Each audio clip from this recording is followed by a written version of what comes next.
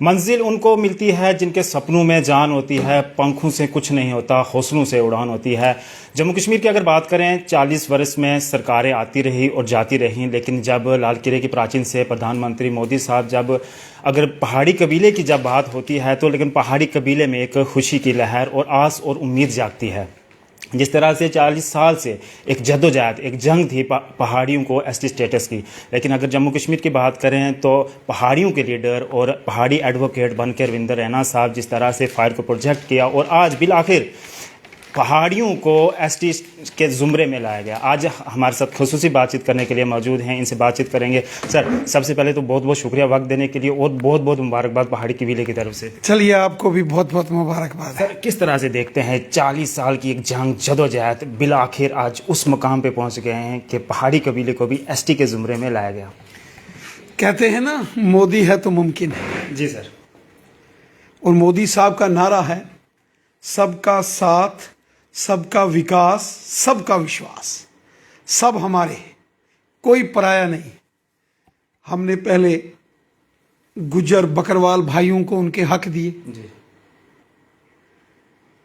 चाहे जंगल में रहने वाले जो गुज्जर बकरवाल भाई हैं उनको ज़मीनों के मालिकाना हक हैं, पॉलिटिकल रिजर्वेशन है, SC ST एट्रोसिटीज़ एक्ट है, और फिर हमने यहाँ इंटर डिस्ट्रिक्ट का जो काला कानून कांग्रेस NC PDP ने लगाकर गुजर बकरवाल नौजवानों की नौकरियां ख़त्म कर दी थी, वो काला कानून मोदी साहब ने ख़त्म किया। और गुजर बकरवाल कबीले से एक मेंबर पार्लियामेंट हमने राज्यसभा में बनाई, इंजीनियर गुलाम अली खटाना साहब। फिर मोदी साहब ने बेस्ट पाकिस्तानी रिफ्यूजी, गोरखा समाज, वाल्मीकि समाज, उनको राइट्स दिए, उनके जो हकूक़ थे उनको दिए।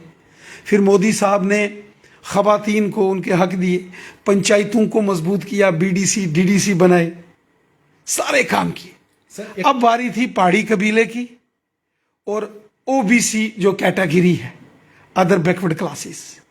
ये दोनों काम मोदी साहब की प्रायोरिटी में हैं और बहुत जल्द पहाड़ी कबीले का कड़कार तो निकल गया। सर, यही मैं इसी पे आने वाला था। बड़ा मशहूर डायलॉग था सर, कड़ाका निकालेंगे पहाड़ियों का। कड़ाका तो निकल गया सर, निकाल गए कड़ाका, लेकिन कुछ लोग ऐसे भी थे ये कह रहे थे सिर्फ ऐसे ही हैं बातें, कुछ भी नहीं होने वाला पहाड़ी कबीले का। उन पता लग गया ना, असा आखिया से कड़ाका कट छोड़ सा तक कड़ाका निकल गया। अच्छा।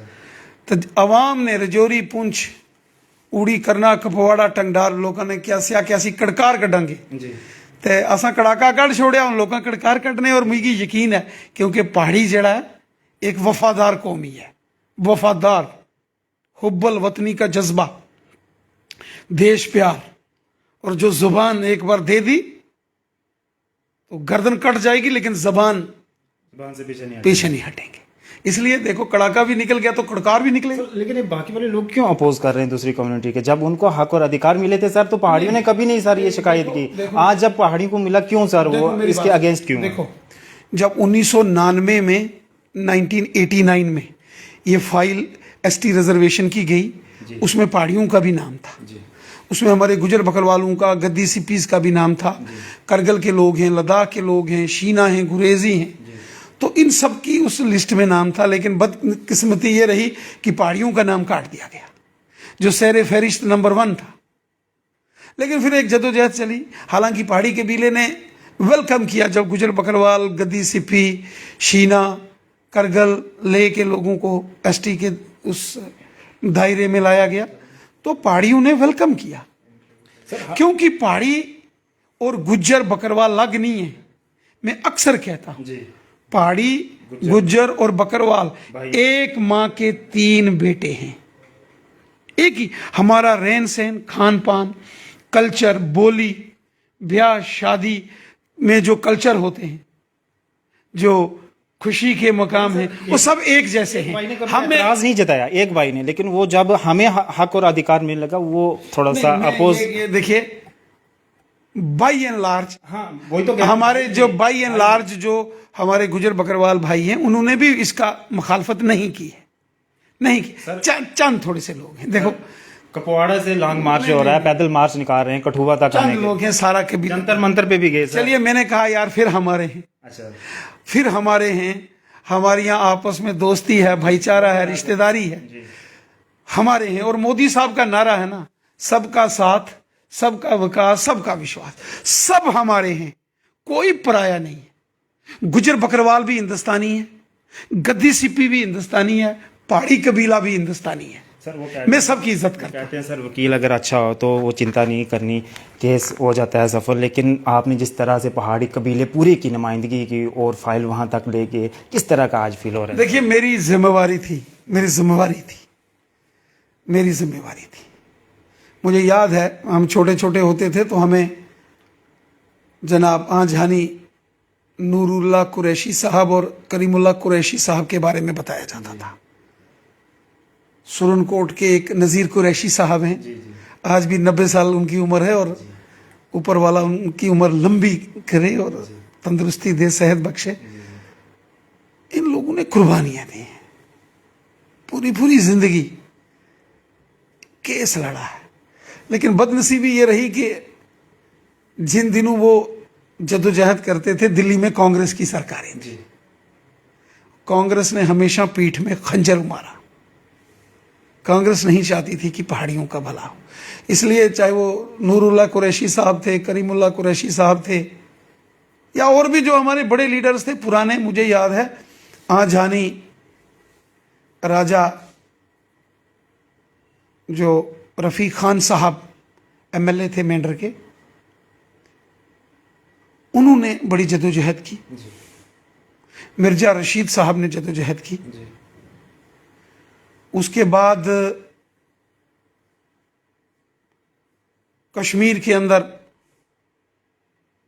टंगधार के अंदर, तमाम एरियाज में, वहाँ हमारे एक बड़े लीडर हैं डिस्ट्रिक्ट कुपवाड़ा में। कामयाबी आपकी सरबराही में मिली ना। अब्दुल हक खान साहब लॉ मिनिस्टर थे, हम एमएलए थे, उन्होंने बड़ी मदद की। और इसी तरीके से और भी बड़े लोग थे जिन्होंने ये लड़ाई लड़ी। लेकिन बिल आखिर काम तो सरकारों ने करना है ना। कांग्रेस की दिल्ली में सरकार थी, कांग्रेस नहीं चाहती थी कि पहाड़ियों का भला हो। जम्मू कश्मीर में कांग्रेस भी हुकूमत में रही, एनसी भी रही, पीडीपी में रही भी हुकूमत में रही, ये नहीं चाहते थे कि पहाड़ियों का भला हो। क्योंकि पहाड़ी एक देशभक्त कौम है, हुब्बल वतनी का जज्बा रखने वाले, वतन का सिपाही हैं पहाड़ी। तो जब अमित शाह साहब और मोदी साहब आ गए तो उन्होंने बोला कि इनके साथ इंसाफ करेंगे। मोदी साहब ने 15 अगस्त 2019 को लाल किले से पहाड़ियों का जिक्र किया था, और उसी वक्त दुनिया समझ गई थी कि अब पहाड़ियों के साथ जो बेइम्तियाजी, जितनी भी मेजोरिटी है वो सर पहाड़ी हैं। बॉर्डर एरिया में अगर बात करूं तो देखो, पहाड़ियों का मतलब ये नहीं है कि जो पहाड़ में रहते हैं। पहाड़ियों, देखो पहाड़ियों का एक कबीला है, एक कौम है, एक कम्युनिटी है पहाड़ी। पहाड़ी एक कबीला है, एक ट्राइबल कबीला है, जिसका पूरा नाम है पहाड़ी एथनिक ट्राइबल कम्युनिटी। पहाड़ी कबीला जिसको उर्दू में या हिंदी में हम कहते हैं। ये बॉर्डर पर रहने वाले मुल्क के सिपाही हैं जी। आर्मी के साथ, पुलिस के साथ इन्होंने हमेशा देशभक्ति का उस जज्बे से काम किया, तिरंगा झंडा बुलंद रखा, लेकिन सर दहशतगर्दी के खिलाफ पहाड़ी लड़ा।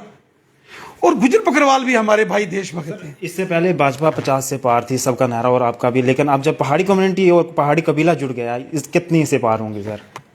देखिए, हमने तो हक और इंसाफ के लिए जो जदोजहद पहाड़ियों ने पिछले 50 सालों में की, एक इंसानियत के दायरे में हमारा फर्ज था कि पहाड़ी कबीले को उसका हक देना, वो हमने दिया। तो निराशा हो रही है ना?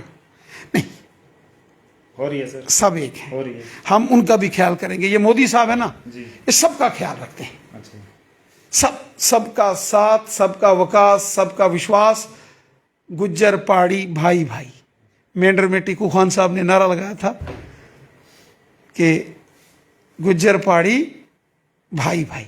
थोड़ी सी उन पे सर वो कंट्रोवर्सी भी चली। चलिए, उन्होंने ये कहा था कि उनकी 2 परदादियां जो हैं वो गुजर बकरवाल कबीले से वाबस्ता हैं, तो बीच में थोड़ी एक जज्बाती आदमी है। उसी स्पीच में आप भी वहीं खड़े थे, लोगों ने इल्जाम भी इनायत किए थे कि सर पास खड़े होकर ये अल्फाज सुन रहे हैं।